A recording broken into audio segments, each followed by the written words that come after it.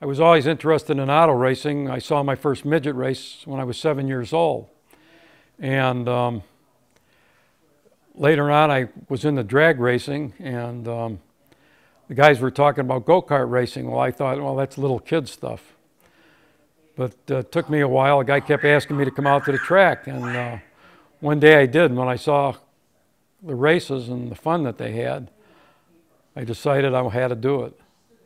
So I didn't have the money, I had 2 children, and so I decided to build one a piece at a time. The first time I drove it in a race was at DeKalb, Illinois, and I had a hard time staying on the track with a lot of younger kids. You think, oh, this will be easy, but it wasn't.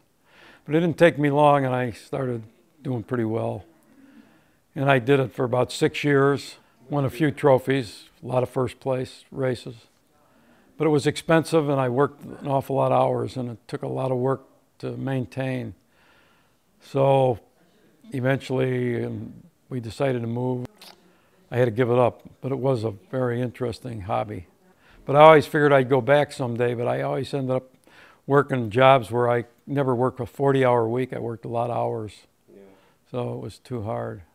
But I remained interested in racing and did go to several races at the time.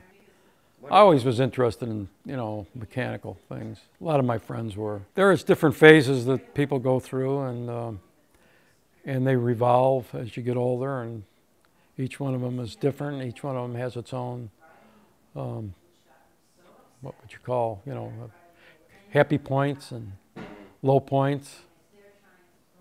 There was always something funny going on. That's what makes life, little happinesses. But I had a good marriage, can't complain. Got a good wife, got 2 good kids. Oh, I really have no complaints. I enjoyed most of my life, and I was happy to grow up being a Christian, and kind of thought I did pretty well for a guy without a college education anyway. My mom wanted to. My dad never wanted to move down here. He did. He hated it. I think he was under the impression, when he came down here, he got sick. And so he kind of blamed it on Florida. When he lived up there, he could do this and could do that and everything, but here he couldn't, Right.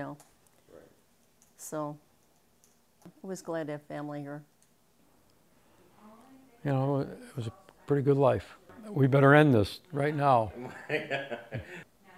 But, I wasn't ready for this. I didn't have anything prepared to say. Cut.